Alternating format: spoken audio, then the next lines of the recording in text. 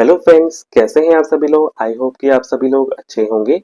आज की वीडियो में दोस्तों हम बहुत ही अहम टॉपिक के बारे में बात करने वाले हैं, जो कि है दबाव समूह के कार्य करने के ढंग के बारे में।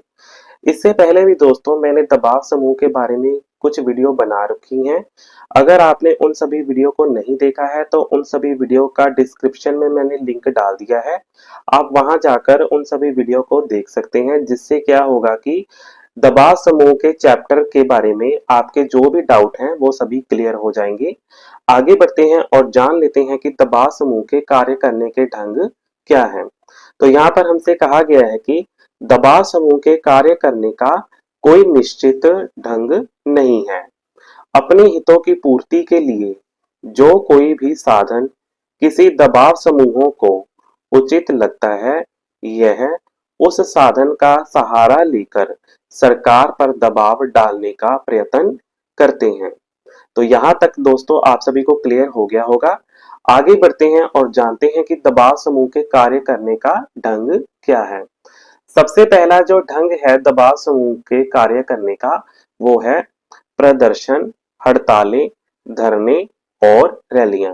यहाँ पर इसके बारे में कहा गया है कि भारत में अक्सर देखा गया है कि जब सरकार की ओर से दबाव समूह के हितों या इनकी मांगों की ओर कोई ध्यान नहीं दिया जाता, तब यह दबाव समूह सरकार पर प्रदर्शन, हड़तालें, धरने और रैलियों का सहारा लेकर सरकार पर दबाव डालते हैं।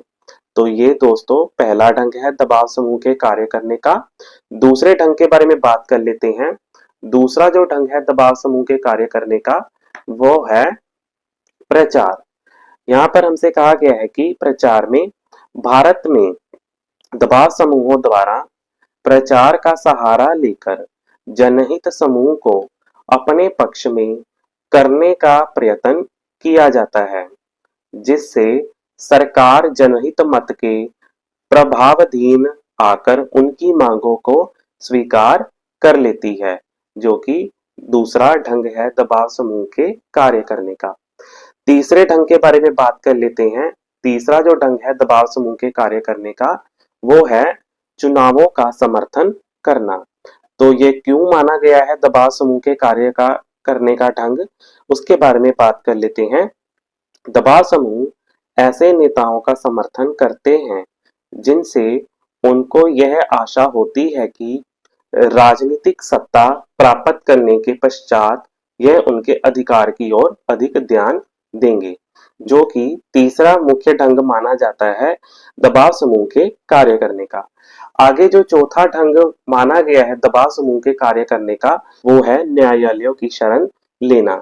तो यहाँ पर दोस्तों कहा गया है कि जब किसी कानून का निर्माण दबाव समूह के लोगों के अधिकारों के विरुद्ध सरकार द्वारा किया जाता है, तब यह दबाव समूह सरकार को चुनौती देने के लिए न्यायालयों की शरण लेते हैं, जो कि दबाव समूह के कार्य करने का चौथा ढंग माना जा सकता है। आगे पांचवें ढंग के बारे में बात कर लेते हैं, जो कि दबाव समूह के द्वारा अपनाया जाता है। उसके बारे में बात करें तो यहाँ पर हमसे कहा गया है पांचवा जो ढंग है दबाव समूह के कार्य करने का, वो है लॉबिंग।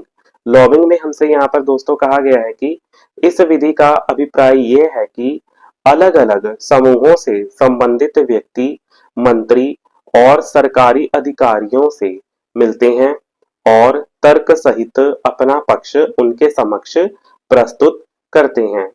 तर्कों के अतिरिक्त वह मंत्रियों पर दबाव डालने के लिए सरकार के प्रत्यक्ष या अप्रत्यक्ष रूप में सहयोग और सहायता का विश्वास दिलाकर सरकारी नीतियों को अपने पक्ष में प्रभावित करने का प्रयत्न करते हैं, जो कि दबाव समूह के कार्य करने का पांचवा ढंग है। तो ये तो थी दोस्तों दबाव समूह के कार्य करने के ढंग के बारे में एक छोटी सी एजुकेशनल वीडियो। आई होप कि दोस्तों आप सभी को आज की वीडियो से कुछ सीखने के लिए मिला होगा। अगर वीडियो अच्छी लगी तो लाइक करें, एक प्यारा सा कमेंट करें। इसी के साथ दोस्तों मेरे चैनल को सब्सक्राइब कर लीजिए। अभी के लिए मुझे दीजिए इजाजत। मिलते हैं एक और नई वीडियो के साथ। धन्यवाद।